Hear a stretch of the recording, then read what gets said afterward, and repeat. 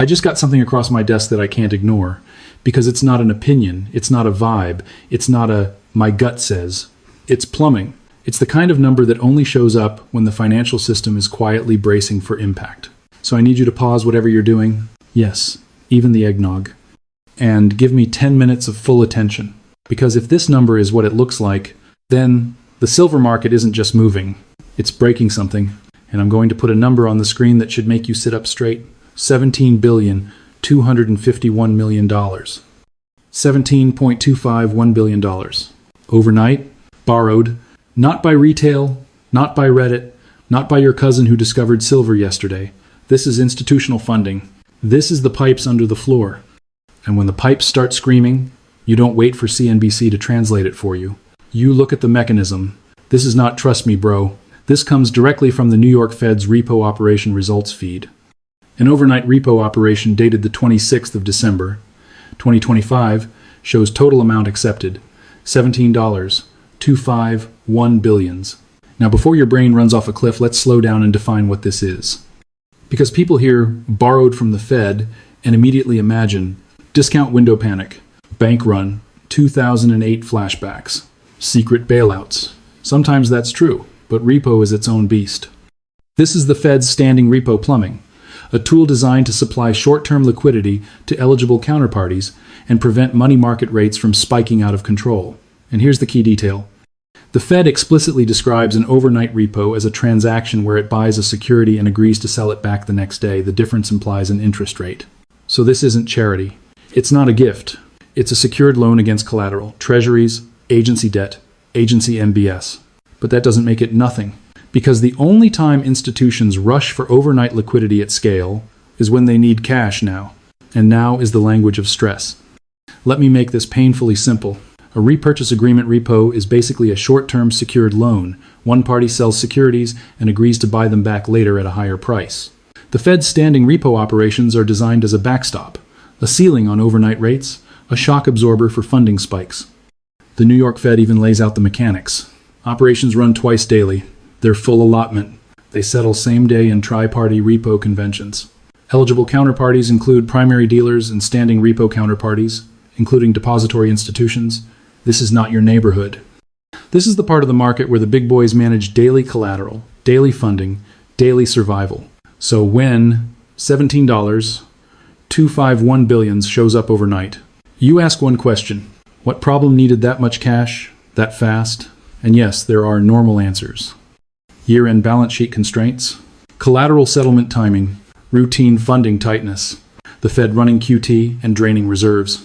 Those are real, but there are also, oh, that's not normal answers. And one of those answers is margin.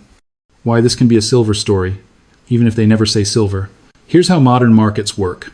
You can be right on a trade and still die from cash flow, because the system doesn't kill you when you're wrong in theory.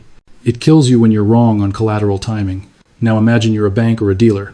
You're not just investing, you're making markets. You're writing options. You're warehousing risk.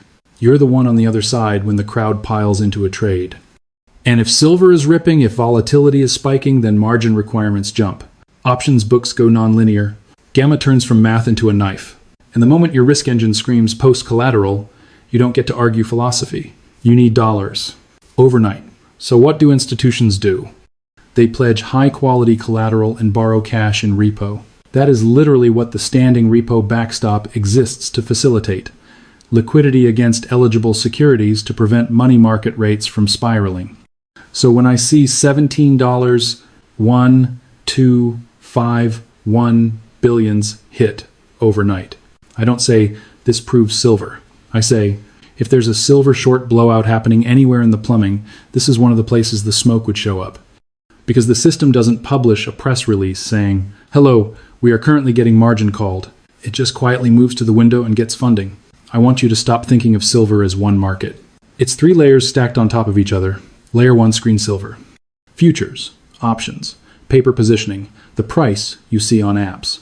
Layer 2, deliverable silver, bars and inventory that can actually settle delivery mechanisms. Layer 3, dollar plumbing, repo, funding rates, collateral availability, margin flows. Most people stare at layer 1. Professionals survive by watching layer 3. And when layer 3 flinches, Layer 1 moves later. That's why this matters. Because a repo spike isn't a headline, it's a symptom. It's like your body running a fever. The fever isn't the virus, but it tells you the battle has started.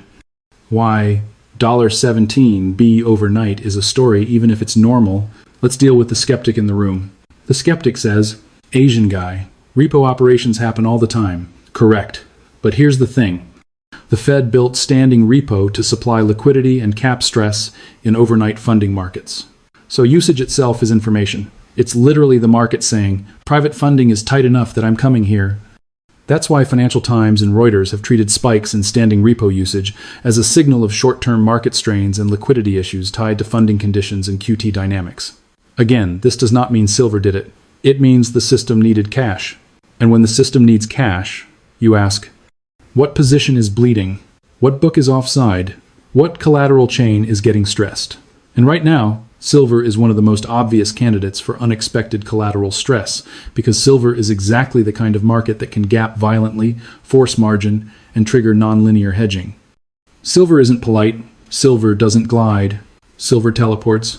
And when it teleports, somebody's book catches fire. Catastrophic silver short blowout. What that would look like in real life. Not banks or evil wizards, just mechanics. Step 1. Price shock hits. Silver gaps higher. Vol expands.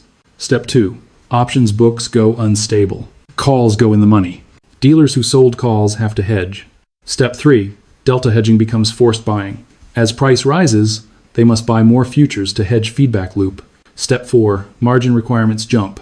Clearing firms demand additional collateral. Step 5. Cash scramble. Institutions raise dollars against collateral, and one of the cleanest ways to do that quickly is repo, which is exactly what standing repo operations are designed for. Liquidity supply against eligible securities to smooth market functioning.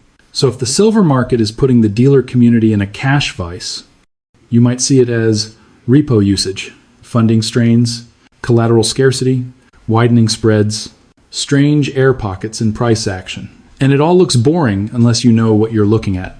That's why people miss it. They want fireworks. The real story is paperwork. The key distinction: this is not printing money. Before we go further, I need to keep you honest. Repo is collateralized. The Fed is taking securities and providing cash, then unwinding the next day. So this isn't we just created $17 billions permanently. But it is we injected $17 billions overnight into the funding system. And overnight is where squeezes live. Squeezes are not slow. Squeezes are not polite. A squeeze is when time collapses. And a $17.251 billions overnight acceptance number tells you time is collapsing somewhere. Okay, why December 26? Because this is the part of the calendar where markets get weird. Skeleton desks, thin liquidity, balance sheet constraints, holiday timing. And when liquidity thins out, any stress becomes visible. You can hide problems when the ocean is deep. You can't hide them when the tide goes out. So the question I'm asking is not, is this a bailout? The question is, what stress is being revealed because liquidity is thin? And if silver is already in a tight physical narrative premiums, delivery tension, inventory drains, then a sudden demand for overnight liquidity fits the pattern of a market that's trying to hedge into a vacuum. I'm going to give you a scoreboard, not a crystal ball.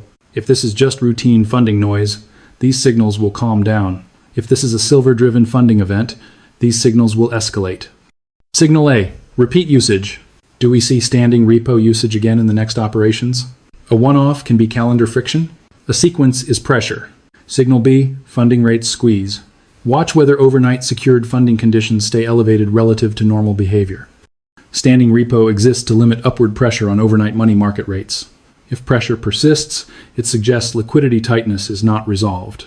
Signal C, silver volatility plus air pockets. If silver gaps in thin conditions and doesn't immediately mean revert, that's a classic squeeze signature. Signal D, dealer behavior. Do physical premiums refuse to come down even if paper pulls back? That's when you know the paper market is trying to talk the price down while the real market refuses. Signal E, inventory optics. Anything that suggests deliverable supply is tightening matters more than headlines. Because if deliverable supply is tight, dealers can't relieve pressure by shipping metal. They can only relieve it by moving price. If you're watching this and you're thinking, okay, so silver is going to the moon tomorrow, right? No. Stop. That's the retail brain looking for dopamine. Here's the real lesson. When the plumbing moves, volatility increases.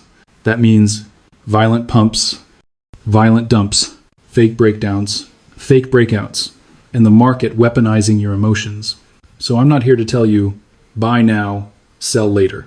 I'm here to tell you, if we are entering a phase where institutional funding stress and silver volatility overlap, then the worst thing you can do is trade like a tourist. The retail survival plan practical, not preachy. I'm going to give you 3 survival rules. Rule 1, don't confuse price with access. In a squeeze, the price you see is not the price you can actually transact size. Paper can flash down. Physical can stay tight. The spread between reality and screen can widen. Rule 2, don't use leverage into a plumbing event. If there's even a chance this is a funding-driven squeeze, leverage is how you get deleted. Squeezes don't kill you slowly. They hit your margin and close your position while you're still forming an opinion. Rule 3, anchor to signals, not feelings. Your brain will try to sell the top, buy the bottom, narrate a hero story. Don't follow the scoreboard. Repeat repo usage. Sustained volatility. Persistent premiums. Inventory behavior. Forced hedging zones. That's how you stay alive. Okay, but does this mean the banks are short silver? Here's what I'll say carefully. It is normal for dealers and banks to have complex exposures across futures, options, OTC positions, hedges, client flow, and inventory. That doesn't mean evil conspiracy. It means they intermediate risk. But when silver goes nonlinear, when it gaps, when it squeezes, intermediation becomes expensive. And expensive means collateral. And collateral means funding. And funding is exactly what the standing repo backstop is built to provide. So you don't need a cartoon villain. You just need mechanics. What I think is happening, 2 lanes. I'm going to split this into 2 lanes. Lane 1, the boring lane. This is year-end funding friction. Balance sheets tighten. Repo demand rises. Standing repo prints a number. Then everything calms down. Totally possible. Lane 2, the dangerous lane. Silver volatility is forcing margin and hedging pressure. Dealers scramble for dollars. Repo usage becomes repeat behavior. Liquidity stays thin. The paper market tries to catch up to physical stress. This is where squeezes are born. And if lane 2 is the real lane, then $17.251 billions overnight isn't the end of the story. It's the first visible ripple. Let me say it in one sentence. Markets don't break at the headline level. They break at the settlement level. And standing repo is settlement plumbing. It's where institutions go when the private pipes are tight. The Fed literally frames standing repo as supplying liquidity to support smooth functioning and limit upward pressure in overnight funding markets. So if you ever want to know whether something is real, watch what the plumbing does, not what influencers say, not what a thumbnail says. What the plumbing does, here's what we're going to do. I'm going to watch the next repo operations. I'm going to watch whether funding stress repeats. I'm going to watch silver's volatility behavior into thin liquidity. And if this turns into a sequence, if we see repo usage persist while silver stays violent, then we're not looking at a silver story. We're looking at a system story. Because once collateral and funding start dancing with a commodity squeeze, that's when the market stops being a chart and starts being a survival game. If you want part 2, where I map the exact trigger levels, the gamma zones, and the signals that confirm which lane we're in, hit like, subscribe, and tell me in the comments. Do you think this $17 billions overnight number is just year-end friction? Or do you think someone is quietly bleeding in the silver complex? And yes, I'm going to tell you what I'm watching, not what I'm guessing. What I'm watching, because in this market, the only thing that matters is what settles.